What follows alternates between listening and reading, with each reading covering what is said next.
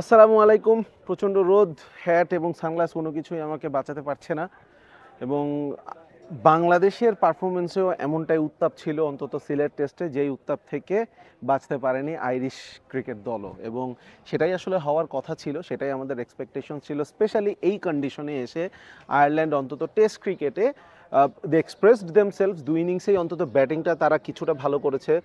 I remember Bangladesh early ডেজে এত ভালো batting করতে পারতো না টেস্ট ক্রিকেটে, যেটা আয়ারল্যান্ড করে দেখিয়েছে। সো তাদেরকে হ্যাটস অফ তো বলতেই হবে।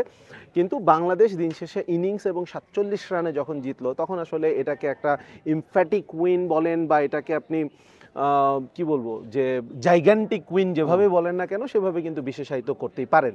তবে আজকে আমরা মূলত কথা বলবো বাংলাদেশের ব্যাটিংটা নিয়ে, যে এই ধরনের একটা জয়ের পরেও কিন্তু আসলে বাংলাদেশের ব্যাটিংটা নিয়ে আমরা সোশ্যাল মিডিয়াতে ভক্তদেরকে বেশ সমালোচনা করতে দেখছি। সবাই বলছে যে এটা আয়ারল্যান্ড দেখেই পারছে, কেউ কেউ বলছে আয়ারল্যান্ডের বোলিংয়ে সেই কোয়ালিটিটাই নাই যে টেস্ট ক্রিকেটে তারা সার্ভাইভ করবে। সো এগুলো নিয়ে আসলে আজকে আমরা একটু আলোচনা করতে যাচ্ছি। Of course ABP is here with me. ABP, যেই কথাটা শেষ করলাম যে অনেকে বলছে যে আয়ারল্যান্ডের নাকি সেই কোয়ালিটিটাই নাই বোলিংয়ে, তাহলে ওরা টেস্ট স্ট্যাটাস কেমনে পাইলো? সেটা তো আমারও প্রশ্ন।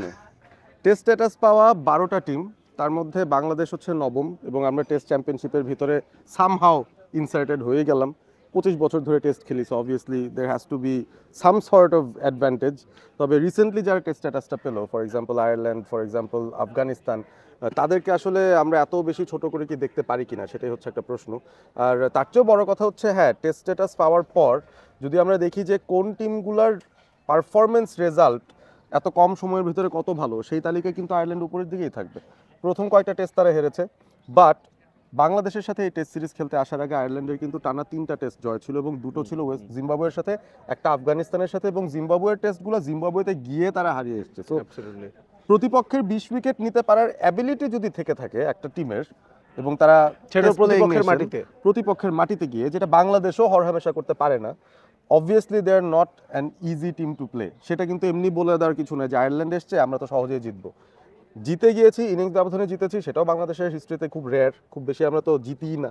তারপর আবার ইনিংস উইন, সেটার সংখ্যা অনেক কম। তবে আয়ারল্যান্ডকে কোনোভাবেই ডিসক্রেডিট করার উপায় নেই।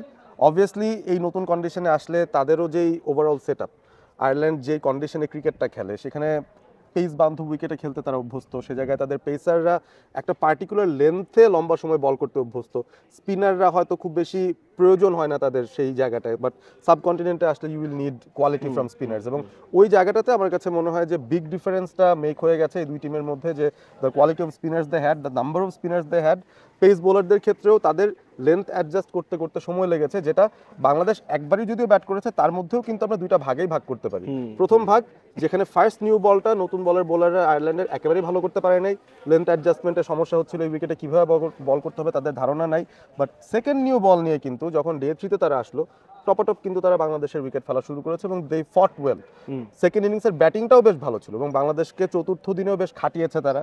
সো ইনিংস ডিফিট হলেও আমি কোনোভাবেই আয়ারল্যান্ডের পারফরমেন্সকে ডিসক্রেডিট করতে রাজি না, এবং বাংলাদেশের পারফরমেন্সটাকে ছোট করে দেখতে আমি তো মোটেও রাজি না। অ্যাবসলিউটলি।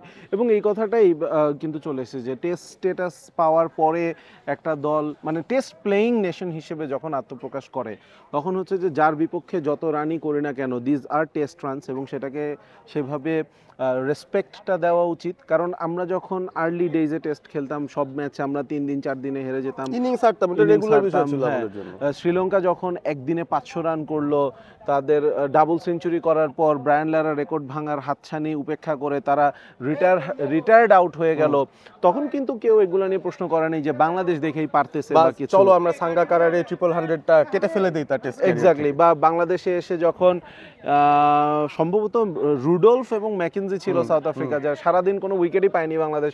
সো ওই ধরনের দিনগুলো কিন্তু কাটাতে হয় যখন আপনি টেস্ট ক্রিকেটে নতুন, এবং দ্যার ইজ এ ডিফারেন্স। এবং আরেকটা বড় কথা হচ্ছে যে যেটা অলরেডি উই হ্যাভ ডিসকাস, যে আয়ারল্যান্ড যেভাবে 2 ইনিংসে ব্যাট করেছে, বাংলাদেশ কিন্তু আর্লি ডেজে এত ভালো ব্যাট খুব কম সময়ই করতে পেরেছে। সো ওই জায়গাটাতে ব্যাটারদের পারফরমেন্সের কথা যে সবাই তো আসলে ডিসরিগার্ড করতে চাচ্ছে, তাহলে এটাকে আমরা আয়ারল্যান্ডকে বেশি ছোট করে দেখছি নাকি আমাদের নিজেদের দলটাকেই ছোট করে দেখছি? আমরা আমাদের নিজেদের দলটাকে অনেক ছোট করে দেখছি। এবং এই ধরনের সিরিজের আগে সাধারণত মিডিয়াতে বা সোশ্যাল মিডিয়াতে যে ব্যাপারটা আসে, যে আয়ারল্যান্ড বা জিম্বাবুয়ে যখন আসে, ও জিম্বাবুয়ে, ব্যাপারটা কিন্তু এত ইজিলি দেখলে হবে না। অবভিয়াসলি এই টেস্ট সিরিজটা টেস্ট সাইকেলের পার্ট না। আয়ারল্যান্ড বাংলাদেশের এই টেস্ট সিরিজটা বাই মোটামুটি দ্য ওয়ে একটু বাংলাদেশের ছোট জন্য বলি, লাস্ট হ্যাঁ, যখন জিম্বাবুয়ে আসলো আমি একটা বাজি হেরে গেছিলাম টি স্পোর্টসের মারুফ ভাইয়ের দুই সাথে। ম্যাচের টেস্ট সিরিজ আমি ছিল বলছিলাম একটা। বাংলাদেশ 2টা টেস্টই জিতবে, মারুফ ভাই বলছে একটা তো জিম্বাবুয়ে জিতবে, সো ওই বাজি আমি হেরে গেছিলাম, এখনো যেটা ট্রিট আমি দেইনি তাকে। Okay please carry on. Well এটাই তো হয়। So this is what happens when you look at your opponent একটু নিচু করে। বাট আয়ারল্যান্ডের সাথে আমি বলবো বাংলাদেশ একটা প্রফেশনাল পারফরমেন্স দিয়েছে। তাদের স্টার্টিং লাইন আপ থেকে শুরু করে সেটাকে আমি অ্যাপ্রিসিয়েট করতে চাই। সবার আগে 5জন প্রতিষ্ঠিত বোলার নিয়ে বাংলাদেশ খেলেছে, 6 proper batters, Miraz at number 7, তারপর 4টা প্রতিষ্ঠিত বোলার, হাসান মুরাদকে তারা ডেবিউ দিয়েছে এবং সেটার পিছনে একটা থট প্রসেস ছিল যে অপোনেন্টের শুধুমাত্র একজন ব্যাটার ছাড়া বাকি সবাই ডানহাতি ব্যাটার। সো লং টার্মে 2জন বাঁহাতি অর্থোডক্স স্পিনার দরকার, সেই কাজটাও বাংলাদেশ প্ল্যান করে এনেছে, which is a good thing. এবং হাসান মুরাদকে না খেলানোটা কিন্তু খুব ইজি ডিসিশন ছিল, কারণ যদিও অনেক বেশি ডানহাতি ব্যাটার আছে, তাইজুল কিন্তু অভ্যস্ত লম্বা ইনিংস, লম্বা স্পেলে বল করার। এবং ওই জায়গা থেকে আমি একদম শুরু থেকে যেহেতু আসছিলাম, স্টার্টিং লাইন আপটা ওয়াজ পজিটিভ। বাংলাদেশ অবভিয়াসলি হ্যাঁ তাদেরকে আগে আয়ারল্যান্ড আগে ব্যাট করার সিদ্ধান্ত নিয়েছিল অবভিয়াসলি, বাট তাদেরকেও বাংলাদেশ খুব সহজেই গুটিয়ে দিয়েছে in the end. I think স্পিনারদের কোয়ালিটি শাইন করে গেছে ওভারঅল। এবং তারপর বাংলাদেশ যখন ব্যাট করতে নামলো একটু কিন্তু স্কেয়ার তারপরে রয়ে গিয়েছিল, কারণ বাংলাদেশের রিসেন্ট ব্যাটারদের তো ফর্ম খারাপ, প্রত্যেক ফর্মেটেই they are not doing well.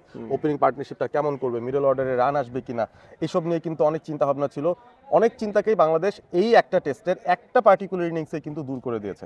Nazmul Hossain শান্ত একটা রেকর্ড করলেন, তিনি 8ম সেঞ্চুরি পেয়ে গেছেন তার 38তম টেস্টে এসে। সেঞ্চুরি কনভার্সন রেশিওতে বাংলাদেশের পক্ষে by far the best batter. Captain হিসেবে ফেরার সঙ্গে সঙ্গে তার এই সেঞ্চুরিটা খুব ইউজফুল ছিল। Mahmudul Hasan Joy was out of the team due to off form. তিনি ফিরে আসার পর যে 171 রানসের একটা নক খেলেছেন অসাধারণ। Mominul goat runs, Sadman goat runs, Liton goat runs, Bangladesh record করেছে টপ 4 কোনো একটা পার্টিকুলার টেস্ট ইনিংসে প্রথমবারের মতো বাংলাদেশের টপ 4 সবাই 50+ রান করেছে। সো এই রেকর্ডগুলোও যখন আসছে, it's not due to poor bowling, আমি বলবো it's more due to the professional approach by the batters, positive mindset of the batters, যে তারা উইকেটের মেরিট বুঝে, বলের মেরিট বুঝে খেলবে এবং যদি টিকে থাকে they will want to go and make it big. Unfortunately কেউ কিন্তু বিগ করতে পারে না। এক্স্যাক্টলি সেই জায়গাটাতে আমরা আসছিলাম। বিশেষ করে আমার একটা পার্সোনাল আক্ষেপের জায়গা হচ্ছে 2জন ব্যাটারকে নিয়ে, স্পেশালি একজন মুমিনুলকে নিয়ে আক্ষেপ তো রয়েছেই, but still Mominul got a very good delivery, যেটাতে আসলে যে কেউই আউট হয়ে যেতে পারে। আমার আক্ষেপের জায়গাটা হচ্ছে সাদমানকে নিয়ে এবং লিটনকে নিয়ে। নাম্বার 1 আক্ষেপ হচ্ছে দুজনই দুটো পুয়ার শট খেলে আউট হয়েছেন। এবং নাম্বার 2 সাদমানের কথা যদি আগে বলি, সাদমান এই যে রিসেন্টলি তার কিন্তু এরকম 70, 80, 90s মধ্যে আউট হওয়ার একাধিক নজির রয়েছে, এবং আরও একবার তিনি কিন্তু খুবই একটা বাজে শট খেলে আমি বলবো যে হি থ্রিউ ইট অ্যাওয়ে। একটা সেঞ্চুরি অবশ্যই তার ছিল, এবং একজন ওপেনার হিসেবে 3 ফিগার মার্কে যখন আপনি পৌঁছাবেন, that will boost your confidence immensely. কিন্তু সেই সুযোগটা আমি বলবো সাদমান নিজেই নষ্ট করেছে। Same goes with Liton Kumar Das. Liton একটু পজিটিভ মাইন্ডসেটে খেলছিলেন, কিন্তু তখনও কিন্তু এত দরকার ছিল না এত অ্যাগ্রেসিভ হওয়ার, যে একটা ম্যানুফ্যাকচার্ড একটা শট খেলার কোনো প্রয়োজন কিন্তু ছিল না। লিটন ক্যালিবারের একজন ব্যাটার এতগুলো টেস্ট খেলার পর 4টা 100, এটা আসলে তাকে তার নামের প্রতি জাস্টিফাই করে না। যদি এটা অস্ট্রেলিয়া দল হতো, নাম্বার 6 ব্যাট করা একজন ব্যাটারের 4টা 100 এর একটা ভালো রেকর্ড, কারণ অস্ট্রেলিয়াতে নাম্বার 6 ব্যাটার ব্যাট করতে করতে বেশিরভাগ সময় স্কোরবোর্ডে 400 450 থাকবে, তখন তার কাজই হচ্ছে বড় স্ট্রাইক রেটে ব্যাট করা, ওটা করতে গিয়ে সে হয়তো আউট হয়ে যেতে পারে। কিন্তু লিটন তার ক্যারিয়ারের মেজরিটি সময় দেখা গেছে যে উইকেটে মানে স্কোরবোর্ডে 50 রানের আগেই হচ্ছে তাকে ব্যাটিং করতে নামছে, এবং তার মতো ক্যালিবারের একটা ব্যাটার এই ধরনের অপরচুনিটি এত বারবার। আমরা যদি 50 আর একটু আগে শান্তর কনভার্সন রেটের কথা বলছিলাম, if I am not wrong, লিটনের এটা 12 বা 13 নাম্বার 50 ছিল এই ধরনের, আমার এক্স্যাক্টলি নাম্বারটা মনে নেই, সেঞ্চুরি 4টা। তার মানে 16-17 বার সে হচ্ছে যে 50 প্লাস করার পর মাত্র 4 বার সেঞ্চুরি করছে। This is injustice to Liton himself. এই জায়গাটাতে কিছু যদি অ্যাড করতে চাও। না, আই উড অ্যাবসলিউটলি অ্যাগ্রি, এবং এই বিষয়টাই আসলে ইম্পর্টেন্ট যে প্রফেশনাল অ্যাপ্রোচে যাওয়ার পরও কিছু মাইলস্টোনের বিষয় থাকে যেগুলো নিয়ে আমাদের একটু কেয়ারফুল হওয়া দরকার, নিজেদের আর একটু পুশ করা দরকার সামনে। Sadman's 80 is fine, Liton's 60+ is fine, but এখন যদি আমি এখানেই থেমে যে স্যাটিসফাইড হয়ে যাই যে this is what I've done and I am good and happy, এটা কিন্তু আবার খুব একটা ইউজফুল হবে না ইন দ্য লং রান, যেখানে আপনাকে কষ্ট করে রান তুলতে হবে। এখানে কিন্তু কষ্ট করে রান তুলতে কম হয়েছে, ব্যাটাররা মোর কমফোর্টেবল থেকেই কিন্তু তারা রান করেছেন। সো কমফোর্ট জোনে যখন আছেন, make it big, absolutely go for a 100, go for a 100. আমি জয়ের 100 না পাওয়া নিয়েও আমার আলাদা করে কিন্তু একটা আক্ষেপ আছে, জয়ের নিজেরও ছিল, বাট দিন শেষে আবারও বলতেই হবে বাংলাদেশের এই ব্যাটিং এফোর্টটাকে কোনোভাবেই ছোট করে দেখার উপায় নাই। This was the third highest team total that Bangladesh scored in the test cricket history, so এটাকেও ডিসকার্ড করার উপায় নাই। একটা ইনিংস ভিক্টরি ছিল এবং এই ব্যাটিংটা বাংলাদেশ যদি ঘরের মাটিতে চালিয়ে যেতে পারে তাহলে কিন্তু ভবিষ্যতে বিসিবিও স্পোর্টিং উইকেট তৈরি করার ক্ষেত্রে মনোযোগী উৎসাহিত হবে। হবে। আমরা কিন্তু ওই র্যাঙ্ক টার্নার উইকেটে খেললে এই ধরনের রানও আসতো না, এই ধরনের রেজাল্ট Absolutely. 3.5 দিনেই হয়তো বা 2.5 দিনে খেলা শেষ হয়ে যেতে পারতো, but the batters would have lost a lot of confidence, কারণ ভালো উইকেটে খেলার প্র্যাকটিসটা থাকা জরুরি। এবং এই ধরনের উইকেট হলে ব্যাটাররাও কনফিডেন্ট থাকেন, বোলাররাও একটা চ্যালেঞ্জ ফেস করেন, সেই চ্যালেঞ্জ উতরে একটা innings victory. I would rate it very highly actually. আমার এই উইনটাকে অনেক বেশি প্রফেশনাল মনে হয়েছে ওভারঅল।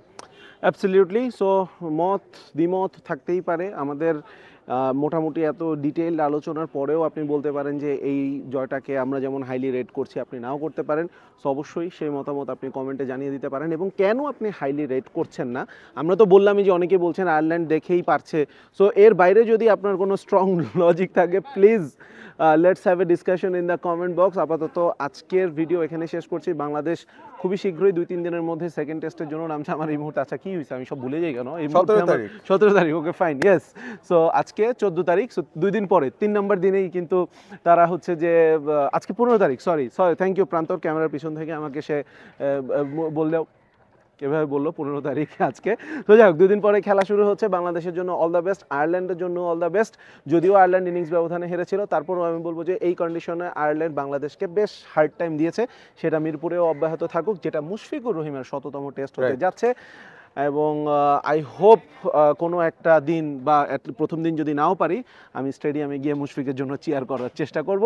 টিল বাংলাদেশ দলের জন্য টিল দেন বাংলাদেশ দলের জন্য আপনারাও চিয়ার করতে থাকুন, এবং অবশ্যই আমাদের জন্য চিয়ার কিভাবে করবেন আমাদের দুইজনের চ্যানেলই সাবস্ক্রাইব করে ফেলুন।